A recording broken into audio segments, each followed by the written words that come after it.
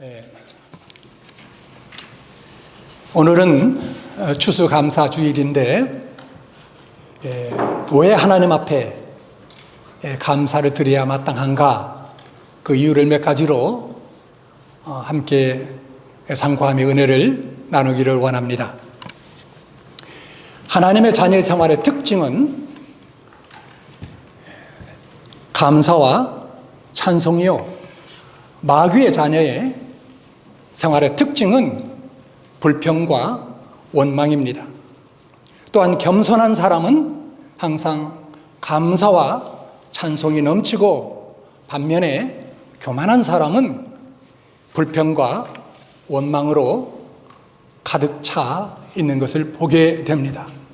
그러므로 여러분, 예수를 믿고 구원받은 성도는 어떤 환경 속에서도 감사하는 생활을 하여야 하는 것입니다.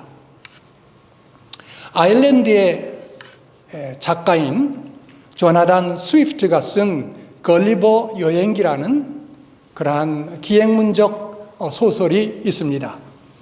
여기에 보면 릴리푸트라는 난장이 나라에 걸리버라는 의사가 이제 배를 타고 하다가 파선해서 그 난장이 나라에 결국 도착하게 되는데, 이 나라에서는 배은망덕의 죄를 가장 큰 죄로 여기고 있었습니다. 그래서 은혜를 베푼 사람에게 악을 행하는 사람은 모든 사람의 공공의 적이 되게 합니다. 그에게는 은혜도 베풀지 못하게 하고 어떤 요구도 들어주지 못하게 해서 고립되어 살 가치가 없는 인간임을 깨닫게 해주려는 것입니다. 지나친 처사 같지만 그 이유는 충분합니다. 왜냐하면 은혜를 베푼 사람에게 악을 행하는 배은망덕자가 다른 아무 도움도 주지 않는 사람에게는 얼마나 큰 악을 행하는 사람이 될 수 있겠느냐라는 것이 이 대목의 큰 줄거리입니다. 나에게 은혜를 베푼 사람에게 배은망덕에서 못된 짓을 했다면 나에게 아무런 도움을 주지 않는 그 사람들에게는 얼마나 더 큰 악을 베풀 수 있겠느냐라는 것이 바로 이 소설의 한 중요한 주제다라는 거예요. 참으로 명작이라 할 만한 이야기입니다. 여러분, 10번 100번 죽어 마땅한 죄인이 하나님의 넓고 크신 사랑과 주님의 놀라운 대속의 은총으로 죄사함 받고 구원받아 하늘나라의 백성 되었으니 하나님께나 사람에게 감사하는 것이 마땅한 일이 아니겠습니까? 오늘 본문 말씀에 우리 성도들이 하나님의 뜻에 합당한 생활 양식, 생활 상태 세 가지를 말씀하고 있습니다. 그러고 보니까 성경을 안 읽었네요. 우리 같이 읽어봅시다. 데살로니가전서 5장 16절에서 17절, 18절 세 구절 같이 읽겠습니다. 시작. 항상 기뻐하라, 쉬지 말고 기도하라, 범사에 감사하라. 이것이 그리스도 예수 안에서 너희를 향하신 하나님의 뜻이니라. 여러분 잘 아시는 말씀이죠? 항상 기뻐하라, 쉬지 말고 기도하라, 범사에 감사하라. 바로 이 세 가지입니다. 우리 성도들이 누구든지 간에 예수 믿어 구원받은 성도가 되었다면 이 세 가지를 기본적인 생활 양식으로 갖고 살아야 된다라는 거예요. 그런데 여러분 한번 잘 보십시오. 이 기뻐하라, 기도하라, 감사하라는 말 앞에는 이것을 수식하는, 이 동사를 수식하는 부사나 부사구가 반드시 있습니다. 그래서 기뻐하라 앞에 뭐가 있어요? 항상 기뻐하라. 그 다음에 기도하라 앞에는 뭐가 있습니까? 쉬지 말고. 그 다음 감사라는 바로 앞에는 또 무슨 말이 있습니까? 범사에, in everything, 범사에. 자, 그렇다면 항상 범사에 쉬지 말고 이 세 말들의 공통 의미는 뭡니까? 언제나. 영어로 하면 always. 그렇죠? 언제나 라는 말이죠. 특별히 이 가운데 오늘 우리가 주목해서 보고 같이 상고할 말씀은 범사에 감사라. 여기에 초점을 맞춰서 말씀을 여러분들과 나누기를 원합니다. 왜 성도는 항상 감사하는 생활을 해야 할까요? 여러 가지로 생각할 수 있지만 가장 중요한 이유 네 가지를 여러분들과 함께 나누기를 원합니다. 왜 감사해야 될까? 첫째는 하나님께 영광을 돌리는 생활이기 때문에 그렇습니다. 하나님이 인간을 당신의 형상대로 지으신 목적이 바로 뭐였냐면 우리 인간들로부터 영광을 받으시기 위함이었습니다. 왜? 인간을 지으실 때 저 세상에 들의 짐승처럼 만들지 않고, 아니 오늘 우리의 인간과 비슷한 원숭이나 고릴라나 침팬지로 만들지 않고 왜 이렇게 인간으로 만드셨냐? 우리 인간들로부터 주된 목적은 바로 영광을 받으시기 위함이었다라는 것입니다. 그리고 하나님께 영광을 돌리는 가장 크고 첫째 되는 방법은 바로 감사하는 것이 되기 때문입니다. 여러분, 우리들도 누가 와서 칭찬해주고 감사를 할 때 얼마나 기쁩니까? 하나님도 우리가 진심으로 감사할 때 참으로 기뻐하시고 영광을 받으신다라는 사실입니다. 자, 시편 50편 23절을 같이 한번 읽겠습니다. 시작. 감사로 제사를 드리는 자가 나를 영화롭게 하리니 그 행위를 옳게 하는 자에게 내가 하나님의 구원을 보이리라. 여러분, 이 말씀을 한번 자세히 보십시오. 감사로 제사를 드리는 자가 나를 어떻게 한다고요? 영화롭게 하리니. 영화롭게 하리니. 여러분, 감사로 제사를 드린다. 우리말로 하면 뭡니까? 감사로 예배를 드리는 거예요. 구약시대는 감사로 제사를 드렸지만 오늘 이 시대는 우리가 동물을 잡아 제사 드리는 건 아니지 않습니까? 그렇기 때문에 감사로 예배 드리는 자가 나를 영화롭게 하리니 중요하죠. 자, 그 다음에 나오는 말을 또 보십시오. 그 행위를 옳게 하는 자에게 내가 하나님의 구원을 보이리라. 자, 여기에 그 행위가 무슨 행위가 되겠습니까? 그렇지, 감사를 표현하는 행위라는 거예요. 여러분, 감사라는 것은 마음으로만 감사할 수 없습니다. 반드시 행위가 따라야 그 감사가 진정한 감사가 되는 거예요. 그렇기 때문에 오늘 이 말씀에서 이야기합니다. 감사로 제사를 드리는 자가 나를 영화롭게 하리니 그 다음에 그 행위, 그 감사의 행위를 옳게 하는 자에게 내가 하나님의 구원을 보이리라. 하나님께서 우리의 모든 삶의 영역에서 구원이 되신다라는 거예요. 천국 가는 그 구원뿐만 아니라 어떠한 고난과 역경 속에서도 문제 가운데서도 하나님께서 우리를 건져내시는 그러한 구원의 역사를 보게 된다라는 사실입니다.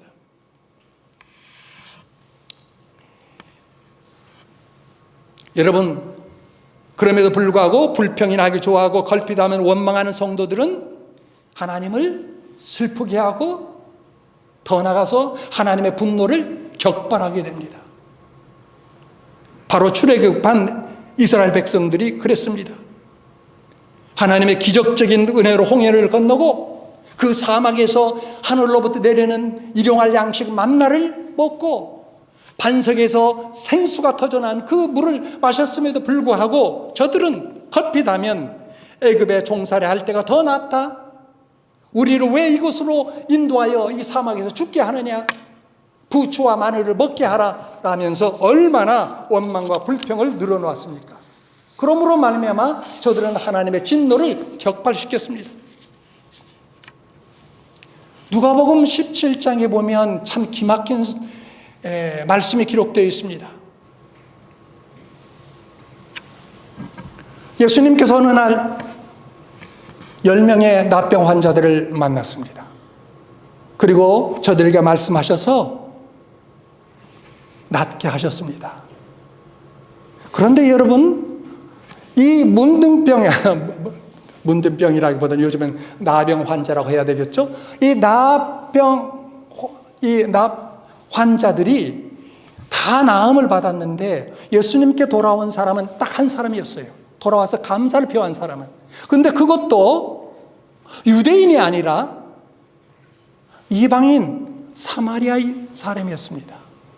그것을 보시면서 예수님께서 세 질문을 하셨어요.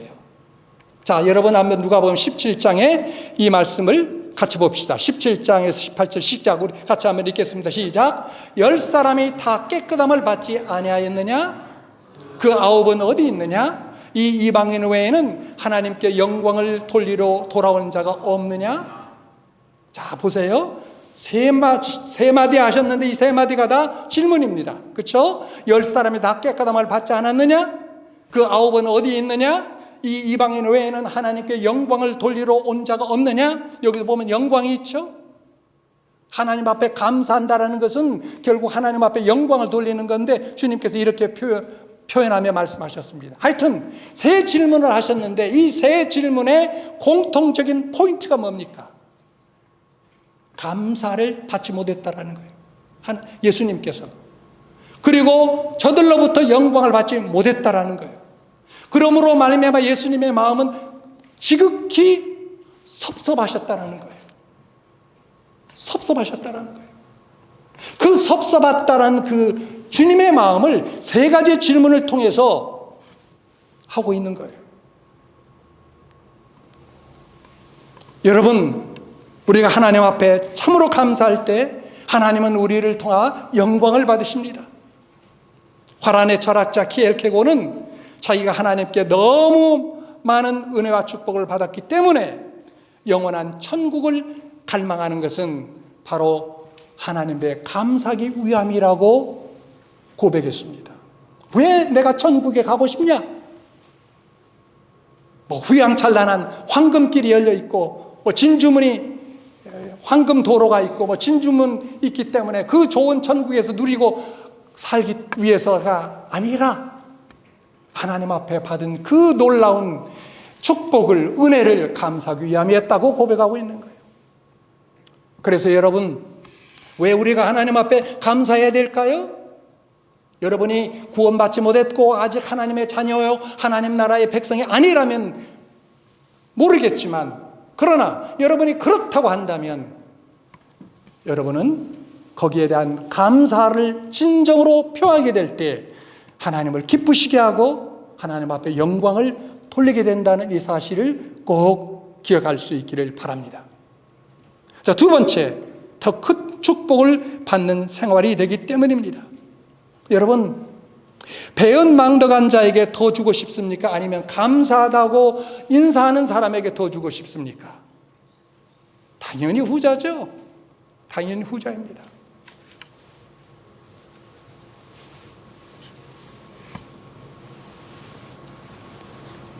미국의 어느 사업가가 61년 동안 지내면서 깨달은 것은 사람들은 너무나 감사할 줄 모른다라는 것이라고 하면서 추수감사절을 맞이해서 176명에게 칠면조를 사서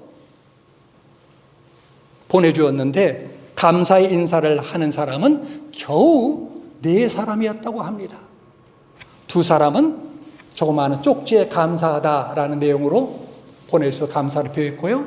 나머지 2사람은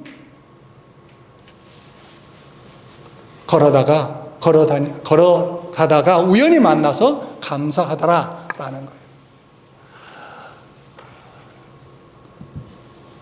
그 후부터는 다시 줄 마음이 없어졌다고 합니다. 그 사업가가 어떤 사람에게 이 말을 했더니 감사를 찾으려면 사전에서나 찾으십시오 하더라는 거예요. 이만큼 사람들은 감사할 줄 모르거나 인색하다는 그런 반증이 아니겠습니까?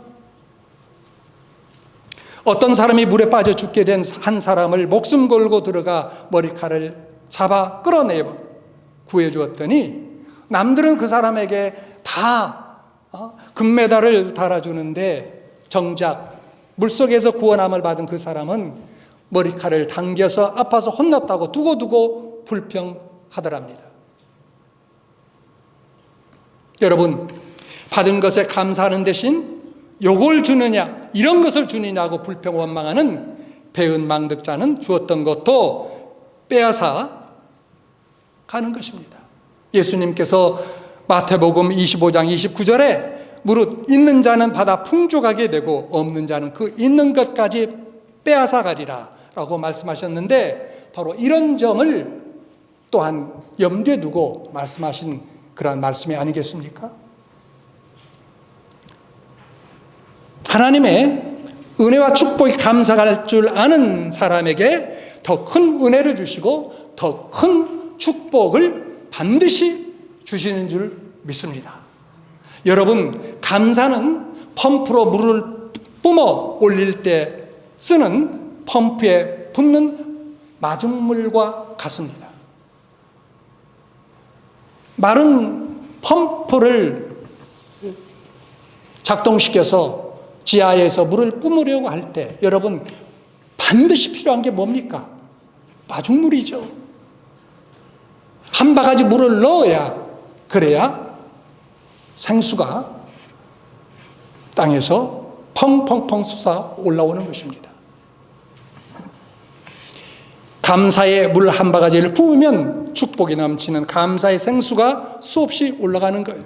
그래서 혹자는 불행할 때 감사하면 불행이 끝나고 형통할 때 감사하면 형통이 이어진다라고 했습니다.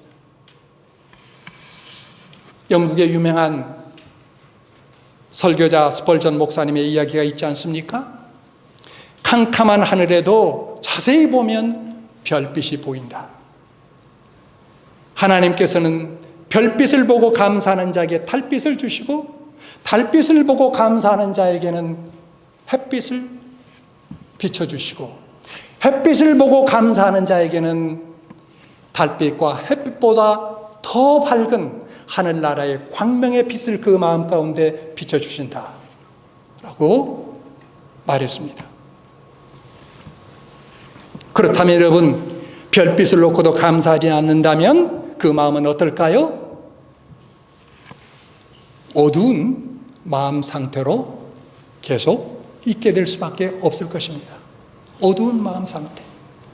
오늘날로 말하면 뭘까요? 그게 대표적인 게 바로 디프레션이에요. 우울해요. 우울증입니다. 왜 사람들이 우울증에 빠질까요? 감사 한번 해보십시오. 감사하지 않으면 이 모든 복을 다 놓치게 되는 거예요. 여러분, 정말 행복한 사람은 누구입니까? 가장 행복한 사람은 가장 많이 소유한 사람이 아니라 가장 많이 감사하는 사람일 줄 믿습니다. 그래서 감사가 우리에게 너무너무 중요한 거예요. 왜 감사해야 될까요? 감사는 하나님 앞에 영광과 기쁨을 돌리는 행위이기 때문에, 또한 감사는 마치 마중물과 같아서 더 많은 축복을 끌어올리기 때문에. 이제 세 번째, 감사의 또 다른 이유는 우리의 인생을 더욱더 행복하게 만들기 때문입니다. 여러분, 감사할 줄 아는 사람은 어떤 환경에서도 행복하게 살 수 있고, 원망, 불평을 일삼는 사람은 어떤 좋은 상황 속에서도, 에덴 동산과 같은 그러한 상황 속에서도 불행한 삶을 살게 됩니다. 감사를 모르는 사람은 행복이 없습니다. 감사할 줄 아는 사람은 자신도 행복하고 남도 행복하게 만드는 거예요. 한 여신도가 교도소에 전도하러 갔다가 감사를 되찾았다고 합니다. 그 여신도는 남편이 공무원 생활을 하면서 너무 진실하고 또한 고지식에서 부수입이 없었기 때문에 평생 전세방만 전전에 살 수밖에 없었던 것을 불평하고, 또 아들은 못 낳고 맨날 딸만 낳아서 불평하게 살았는데 교도소 가서 보니까 깊은 것을 깨달았다라는 거예요. 교도소에 가서 보니까 나쁜 짓하고 부정한 일하다가 고생하는 사람들을 보고 남편한테 진정 감사한 마음을 가졌다고 합니다. 가보니까, 교도소에 가보니까 맨 남자들 뿐이지 여자는 별로 없는 것을 보고 아들 주신 것 아니라 딸만 주신 것에 대해서 진정 또 감사하게 되었다고 합니다. 여러분, 대부분 교회 가면 여자가 많고 교도소에 가면 누가 많습니까? 남자가 많습니다. 우리 교회는 좀 예외죠. 우리 교회는 좀 예외가 될 수 있는데 대부분 교회는 여자가 많고 교도소에는 남자가 많습니다. 그래서 감사함을 잊어버린 사람은 인생 전부가 잠든 사람이다라는 그런 말도 있습니다. 여러분, 부부 간에도 서로 적은 일에도 감사하며 고마워할 때 그 가운데 행복이 있고, 부모와 자식들 간에도 서로 감사할 줄 알 때 그 가정은 행복합니다. 그러기 위해서는 여러분, 감사하기 전에 생각해야 돼요. 뭘 감사할까를 생각하고 또 생각해야 됩니다. 우리 찬송이도 보면 받은 복을 헤아려 보아라, 세아려 보라고 하는 그런 찬송도 있지 않습니까? Count your blessing. Count your blessing. 그래서 어떤 이는 감사하기 전에 생각하라, thanking 하기 전에 thinking 하라고 이야기한 거예요.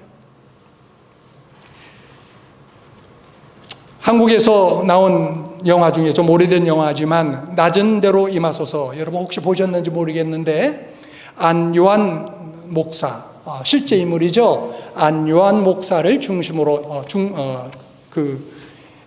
주인공을 한 낮은 대로 임하소서라는 그런 영화가 있습니다. 아마 유튜브 보면 혹시 나올 수도 있을 것 같아요. 낮은 대로 임하소서 한번 보시기 바랍니다. 이 영화를 보면 그 안요한 목사는 목사의 아들로 태어났지만 37년 동안 하나님을 믿지 않고 거부하고 무신론자로 살았습니다. 그런데 어느 날 실명하게 된 거예요. 그래서 장님이 되었습니다. 절망한 나머지 자살하려다가 하나님의 은혜로 주님의 음성을 듣게 되었습니다.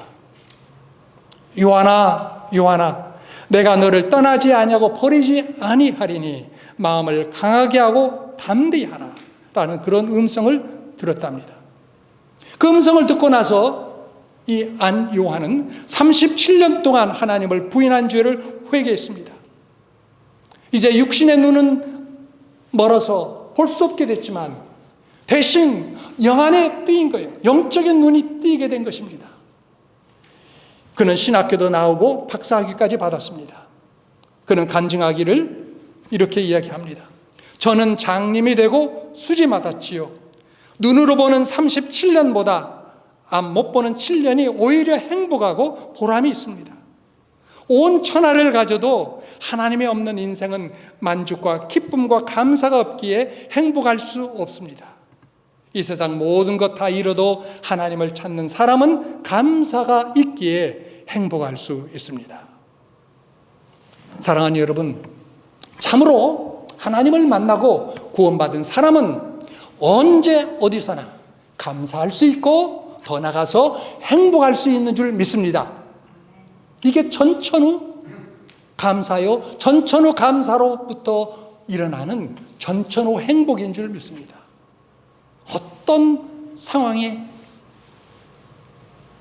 불구하고 우리는 감사할 수 있을 뿐만 아니라 그런 감사할 때 진정한 행복을 누리게 되는 거예요. 이제 마지막 네 번째 이유, 그것은 감사할 이유는 우리에게 하나님 있기 때문입니다. 다시 말하면 우리가 믿는 이 하나님, 우리가 의지하는 이 하나님은 전지전능하신, 그리고 사랑이 많으신 전화위복의 하나님이십니다. 전화위복의 하나님이시기 때문입니다. 오늘 본문 말씀은 무슨 일이 잘 되고 수지만 일이 생길 때만 감사하라고 하지 않고 모든 일에, 다시 말하면 범사에 감사하라고 했습니다. 하나님의 은혜와 사랑 안에 살 때 감사하지 않을 일이 없고, 또 하나님은 모든 것을 합력하여 선을 이루게 하시고 유익한 결과를 가져오시기 때문에 우리는 하나님 앞에 감사하며 살 수 있게 되는 거예요. 여러분이 잘 아시는 로마서 8장 28절을 같이 보시겠습니다. 시작. 우리가 알거니와 하나님을 사랑하는 자 곧 그 뜻대로 부르심을 입은 자들에게는 모든 것이 합력하여 선을 이루느니라. 얼마나 귀한 말씀인지 모릅니다. 아직도 이 말씀 잘 모르는 분이 있더라면 여러분 수첩에다 제발 좀 쓰세요. 카드에다 써서 주머니에 넣고 다니세요. 그리고 더 나가서 이 말씀을 여러분 마음판에 새겨 놓으세요. 우리가 알거니와 하나님을 사랑하는 자 곧 그 뜻대로 부르심을 입은 자들에게는 모든 것이 합력하여 선을 이루느니라. 정말 이 놀라운 말씀을 그대로 증거해 주는 인물들이 많이 있지만 그 가운데 특별한 한 인물을 생각한다면 바로 창세기에 나오는 요셉일 것입니다. 야곱의 11번째 아들 요셉. 여러분, 요셉은 하나님의 사랑을 받고 아버지의 사랑을 독차지한 훌륭한 소년이었지만 형들의 시기와 질투로 말미암아 죽을 뻔했고, 그리고 또한 애굽의 종으로 팔려가 노예 생활을 했을 뿐만 아니라 자기의 순결한 삶을 살려고 하다가 억울하게 감옥살이를 몇 년씩 하게 되었습니다. 어찌 보면 불행에도 이런 불행이 없고 하나님이 사랑하기는커녕 미워서 버린 사람처럼 느꼈을 것입니다. 그러나 그는 어떤 역경 속에서도 하나님의 사랑과 섭리를 믿고 불평하거나 원망하지 않았습니다. 여러분, 성경을 속에서 요셉이 불평했다는 말, 원망했다는 말 한마디도 여러분 찾아볼 수 있습니까? 없습니다. 그는 모든 주어진 환경에서 최선을 다해서 봉사하고 일했습니다. 심지어 노예 생활을 할 때도, 감옥 속에 들어갈 때에도 누구도 원망하지 않고 그 맡은 일을 주인 집에서나 감옥에서나 최선을 다해서 살았습니다. 그러므로 성경은 요셉에 대해서 어떤 처지에 있어서도 그는 하나님이 함께 하시고 형통케 하셨다라고 거듭거듭 말씀해 주고 있습니다. 창세기 39장에 보면 무려 3번에 걸쳐서 요셉에 대해서 이야기하는 가운데 하나님이 그와 함께 하심으로 형통케 되었더라, 함께 하심으로, 하나님이 그와 함께 하심으로 형통케 되었더라 라고 3번이나 반복적으로 기록해 주고 있습니다. 결국 애굽의 총리 대신이 되었고 자기를 죽이려다 팔아먹은 형들은 요셉 앞에 나와 무릎 꿇고 절하는 그런 대역전의 드라마틱한 이런 놀라운 장면을 보게 되지 않습니까? 복수할까 봐 무서워하는 형들에게 요셉은 이렇게 이야기하죠. 두려워 마소서, 내가 하나님을 대신하리이까. 당신들은 나를 헤아려 했으나 하나님은 그것을 선으로 바꾸사.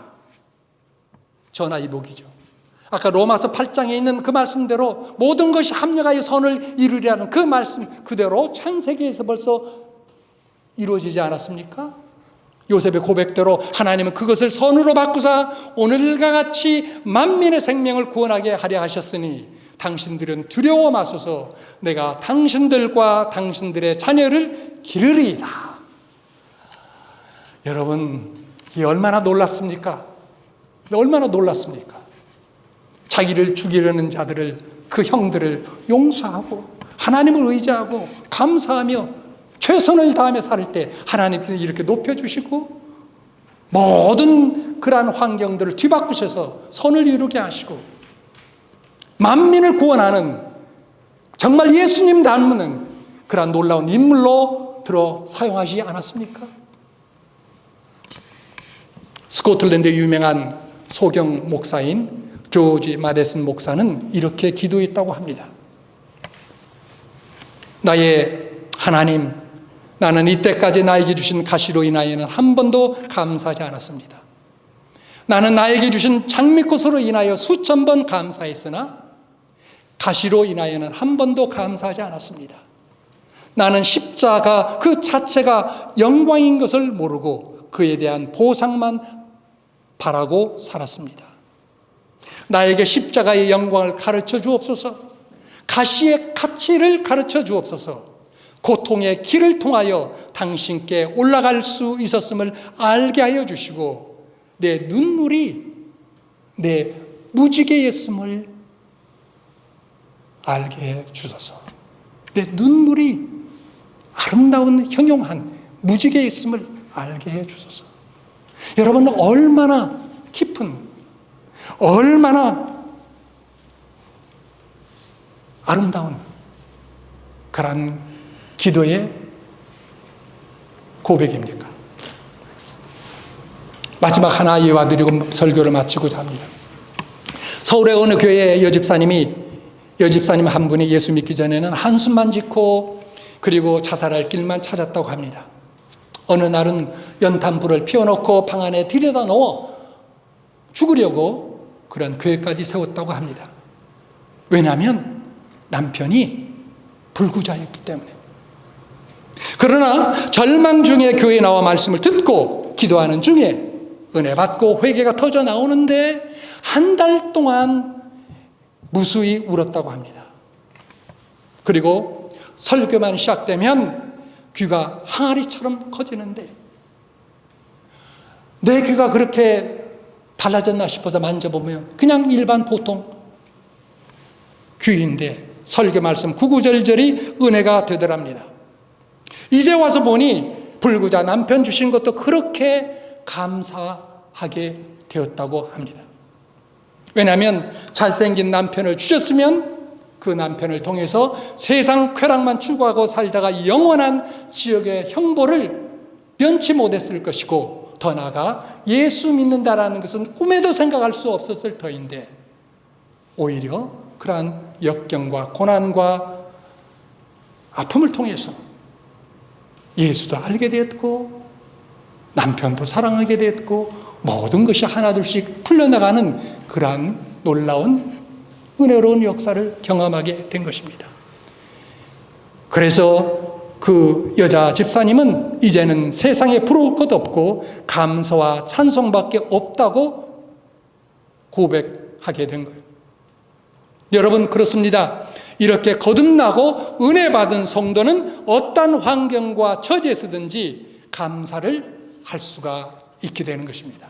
여러분 모두가 다 이제 오늘 이후로부터 우리의 삶이 변하고 우리의 신앙이 변하고 우리의 모든 것이 변화될 수 있기를 바랍니다. 뭘 통해서요? 하나님 앞에 감사, 또한 내 주위에 마땅히 감사와 또 감사 인사를 드려야 될 분들에게 감사를 행동으로, 마음으로 뿐만 아니라 행동으로 표현함을 통해서 그렇게 될 수 있기를 바랍니다. 여러분, 감사절을 영어로 뭐라고 합니까? Thanksgiving 이라고 하죠. Thanksgiving Day라고 합니다. 자, 감사, Thanksgiving 이라고 하는데 이 말은 두 마디로서 이루어진 합성어입니다. Thanks, 감사와 또 하나는 giving, 드리다입니다. 좀 전에도 말씀드렸지만 진정한 감사는 마음으로만 감사가 아니라 giving, 행위를 통해서 드리는 것입니다. 뭔가 드리는 거예요. 행동을 통해서 드리는 것입니다. 그래서 마음으로 뿐만 아니라 여러분 삶과 행동을 통해서 하나님 앞에 감사를 표현하십시오. 자원하는 마음으로 힘을 다해서 최선의 정성을 기울여 드리고 즐거움으로 예물을 드릴 때 하나님께서 온전히 받으시고 여러분들과 함께 하시고 놀라운 은혜 역사가 요셉에게 이뤘던 것처럼 여러분 가운데도 이루어질 줄 믿습니다. 우리 같이 하나님 앞에 기도하겠습니다.